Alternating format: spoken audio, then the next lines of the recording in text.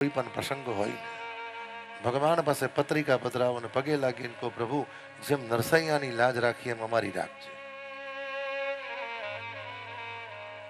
કારણ કે એ નરસિંહ મહેતા છે. બીજા બધા ભક્તો માટે તો ભગવાન કોઈક વાર આવ્યા છે.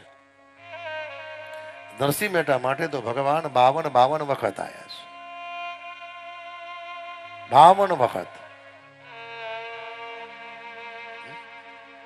અને પ્રસંગ પૂરો થાય એટલે મહેતાજીને પગે લાગીને કે મહેતાજી આવું કામ જ કહેજો પાછા હો. અને કોઈ એવું પૂછે આ મહેતાજી સાથે તમારે શું સંબંધ, તો જગતનો બાપ એમ કે મહેતાજી અમારા શેઠ, અમે મહેતાજીના નોકર. મહેતાજી અમારા શેઠ, અમે મહેતાજીના નોકર.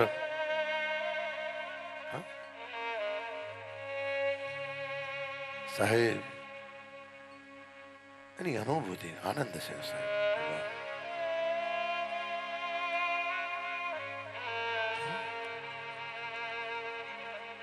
જીવનમાં ખૂબ જપ આજથી નક્કી કરેલો છે, વધારે નહીં, રોજ એક માળા પર કરવી છે. ખૂબ નામ જપ ખૂબ કરો સાહેબ, ખૂબ તાકાત છે એમાં. અમારા બાપજી કહે ને 1 કરોડ જે જપ કરે ને એને કશે જવું પડતું નથી. પછી તો ભગવાન પૂછે બોલ તારી ઈચ્છા શું છે. આ નામ જપનો મહિમા છે સાહેબ.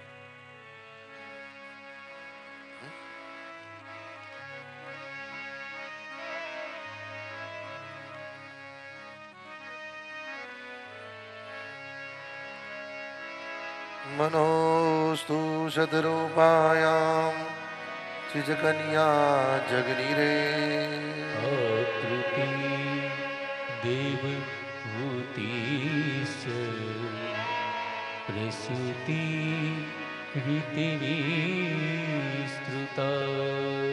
ભાગવતનો 4થો સ્કંદ, જેમાં ભગવદ અનુગ્રહથી 4 ચરિત્ર છે. એક બાળ ચરિત્ર છે, એક સ્ત્રી ચરિત્ર છે, એક યુવા ચરિત્ર છે, એક વૃદ્ધ ચરિત્ર છે. અને ભાગવતના 4થા સ્કંદનો પ્રારંભ મૈત્રી ઋષિએ કર્યો. વિદુરજી તો ભાગવતનો 4થો સ્કંદ સાંભળીને જતા રહ્યા. ભલે ને પરીક્ષિત 12 સ્કંદ સુધી બિરાજ્યા, પણ ભગવાનની એવી ઈચ્છા હતી કે મારી લીલા, મારું દર્શન ને મારું સ્મરણ એક ક્ષણિક વિદુરજી કરી દે ને, અને મૈત્રીની દ્રષ્ટિ વિદુર પર પડી જાય. વિદુર હસ્તિનાપુરની આસક્તિમાંથી મુક્ત થઈ જાય. અને જે માર્ગે મારે વિદુરને ગતિ કરાવવાની છે માર્ગે વિદુરજી જતા રહે. અને વાત એ સાચી સાહેબ, જીવનમાં કોઈક વાર પરિવાર માટે બહુ અતિશય મોહ થાય. અને મોહ આપણને એના માટે જ થાય છે કે જે આપણને બહુ દુઃખ આપે છે.